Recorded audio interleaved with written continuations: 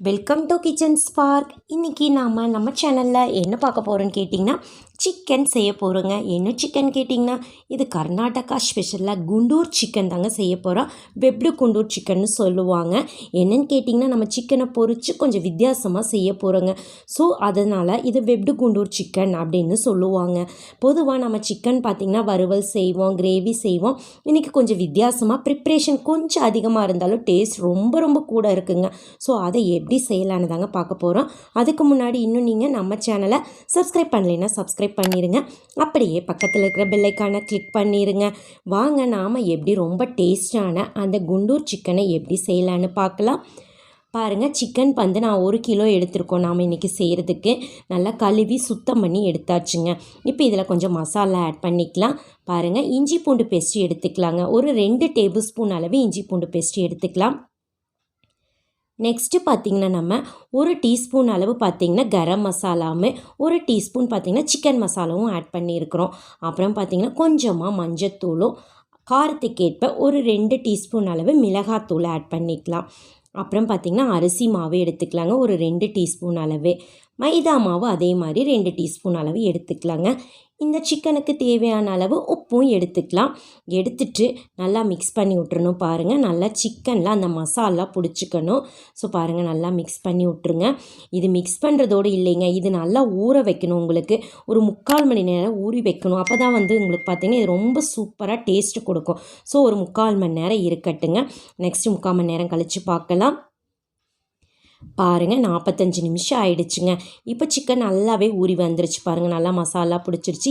தண்ணி எதுவுமே கிடையாதுங்க. இப்போ நெக்ஸ்ட்டு என்னன்னு கேட்டிங்கன்னா, நாம் ஒரு கடாயில் ஆயில் போட்டு வச்சுருக்கோம். நல்லா காஞ்சிருச்சுங்க. இப்போ நம்ம ஊற வச்ச சிக்கனை இதில் போட்டு பொரிச்சு எடுத்துக்கலாம். பாருங்கள், இந்த மாதிரி ஒன்றா போட்டுட்டு பொரிச்சிக்கலாங்க. இந்த மாதிரி பொரிச்சு செய்கிற பார்த்திங்கன்னா ரொம்பவும் டேஸ்ட்டாக இருக்குங்க. ஸோ பாருங்கள், பொரிச்சிக்கலாம். நல்லா போட்டு விட்டுட்டு ஒரு 5 நிமிஷம் கழிச்சிட்டு திருப்பி விட்ருங்க. ஒரு தடவை 2 தடவை திருப்பி விட்ருங்க. அடுப்பு கொஞ்சம் ஹைலியே வச்சுக்கலாம். நீங்கள் நல்லா பக்கத்துலேயே இருந்து திருப்பி விட்டுட்டிங்கன்னா கருகி போயிடாது. சீக்கிரமாக உங்களுக்கு ரெடி ஆயிடும். பாருங்கள், நல்லாவே பொரிஞ்சு சிக்கன் பாருங்கள் நம்மளுக்கு நல்லா பொரிஞ்சு வந்துருச்சுங்க. இப்போ ரெடி ஆயிடுச்சு. நம்ம சிக்கனை எடுத்துக்கலாங்க. பாருங்கள், நான் ஒரு பிளேட்டுக்கு மாற்றிக்கிறேன்.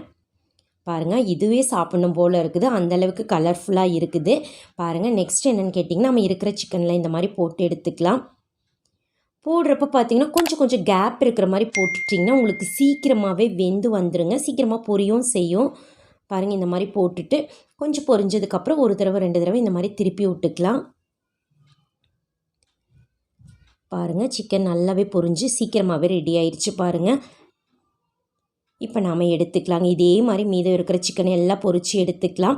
பாருங்கள், நான் எல்லாமே பொரிச்சாச்சுங்க. கால்வாசி காணுங்க. எங்கள் பையன் பாதி சாப்பிட்டே முடிச்சிட்டான். அவ்வளோ டேஸ்ட்டு. இந்த டேஸ்ட்டுக்கு இன்னும் கொஞ்சம் கூட டேஸ்ட் பண்ணலாம். எப்படின்னு பார்க்கலாம் வாங்க. ஒரு கடாய் வச்சுருக்குறோம். அதில் கடாய் காஞ்சதுக்கப்புறம் பார்த்திங்கன்னா நம்ம ஆயில் போட்டுக்கலாம். ஆயில் காஞ்சதுக்கப்புறம் கொஞ்சம் கடுகு தாளிச்சிக்கலாங்க. கடுகு பொரிஞ்சிருச்சு பாருங்கள். கடுகு பொரிஞ்சதுக்கப்புறம் 2 பெரிய வெங்காயம் பாருங்கள் நம்ம பொடியாக கட் பண்ணி வச்சுருக்குறோம். அதை இதில் நம்ம ஆட் பண்ணிக்கலாம். அது கூட ஒரு கொத்து கருகாப்பிலை இலையும் ஆட் பண்ணிக்கலாங்க. ஆட் பண்ணிவிட்டு நல்லா மிக்ஸ் பண்ணி விட்டுறணும். வெங்காயம் பார்த்திங்கன்னா நல்லா செவங்க வதங்கி வரட்டும். நல்லா வதக்கி விட்டுறலாம். பாருங்கள், நல்லா வதங்கி நல்லா ப்ரௌனிஷாக வந்துருச்சுங்க. இந்த ஸ்டேஜில் நம்ம 2 தக்காளி பொடியாக கட் பண்ணி வச்சுருக்குறோம். அதை இதில் நம்ம ஆட் பண்ணிக்கலாம். தக்காளி வதங்குறதுக்கு கொஞ்சமாக நம்ம உப்பும் ஆட் பண்ணிக்கலாங்க. ஆட் பண்ணிவிட்டு சீக்கிரமாக வந்து உங்களுக்கு தக்காளி வதங்கி வந்துடும் உப்பு ஆட் பண்ணிங்கன்னா. ஸோ ஆட் பண்ணிவிட்டு நல்லா மிக்ஸ் பண்ணி விட்டுறலாம். தக்காளி நல்லா வதங்கி வரட்டும். பாருங்கள், வதங்கிருச்சு. இப்போ பார்த்திங்கன்னா நம்ம கொஞ்சமாக இஞ்சி பூண்டு பேஸ்ட்டு போட்டுக்கலாங்க. 1 டீஸ்பூன் அளவு நம்ம ஆட் பண்ணிக்கிட்டோம்னா போதும். நல்லா மிக்ஸ் பண்ணி விட்டுறலாங்க. இதையும் பாருங்கள், நல்லா மிக்ஸ் ஆகி நல்லா இஞ்சி பூண்டு நல்லா வாசனை வர ஆரம்பிச்சிருச்சுங்க. இந்த ஸ்டேஜில் பார்த்திங்கன்னா நம்ம ஆல்ரெடி மிளகா போடலை, மிளகாத்தூள் அதில் ஆட் பண்ணியிருக்கோம். இன்னும் கொஞ்சம் மசாலா ஆட் பண்ணிக்கலாம். மல்லித்தூள் தாங்க 1 டீஸ்பூன் எடுத்திருக்கோம். 1 டீஸ்பூன் பார்த்திங்கன்னா மிளகாத்தூள், கொஞ்சமாக மஞ்சத்தூளுங்க. எந்த மசாலா ஆட் பண்ணலாம், ஆல்ரெடி நம்ம சிக்கன்லேயே மசாலா ஆட் பண்ணதுனால நம்ம மசாலா அவசியம் இல்லைங்க. ஸோ பாருங்கள், நல்லா ஆட் பண்ணி விட்டுட்டு இந்த மசாலா கொஞ்சம் நல்லா பச்சை வாசனை போட்டுங்க. மல்லித்தூள் ஆட் பண்ணியிருக்கிறதுனால பாருங்கள், நல்லா எண்ணெயில் வதங்கியாச்சு. இப்போ நாம் இதை கொஞ்சம் தண்ணி ஊற்றி கொதிக்க வச்சுக்கலாங்க. பாருங்கள், நம்ம தண்ணி ஊற்றிக்கலாம். உங்களுக்கு கிரேவி நிறையா வேணும்னா நீங்கள் கொஞ்சம் தண்ணி நிறைய எடுத்துக்கலாம். இல்லை கிரேவி கம்மியாக போதுன்னா நீங்கள் தண்ணி கம்மியாக எடுத்துக்கலாம். பாருங்கள் எடுத்துகிட்டு நல்லா மிக்ஸ் பண்ணி விட்ருங்க. இப்போ நீங்கள் வந்து ஆல்ரெடி இதுக்கு உப்பெல்லாம் அவசியம் இல்லைங்க. நம்ம தக்காளி வதங்குறதுக்கு உப்பு போட்டதே உங்களுக்கு கரெக்டாக இருக்கும். பாருங்கள் நம்ம தண்ணி ஊற்றி வச்சாச்சு. ஒரு 10 மினிட்ஸ் கொதிக்கட்டுங்க.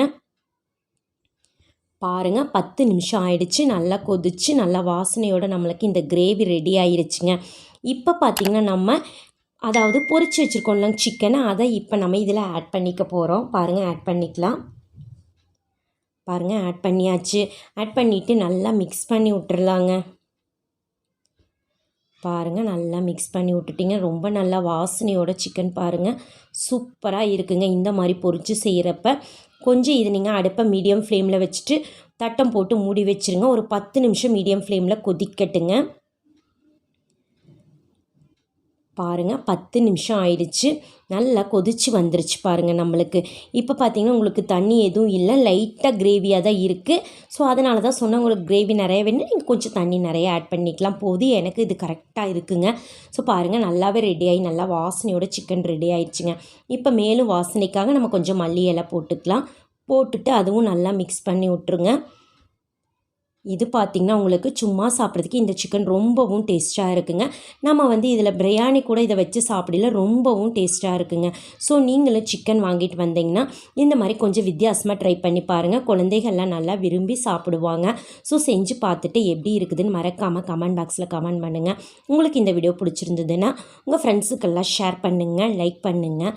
மறக்காமல் கிச்சன் ஸ்போக் சேனலுக்கும் சப்ஸ்கிரைப் பண்ணுங்கள். மீண்டும் சந்திக்கலாங்க நாளைக்கு இன்னொரு வீடியோவில். அது வரைக்கும் நன்றி. பாய்.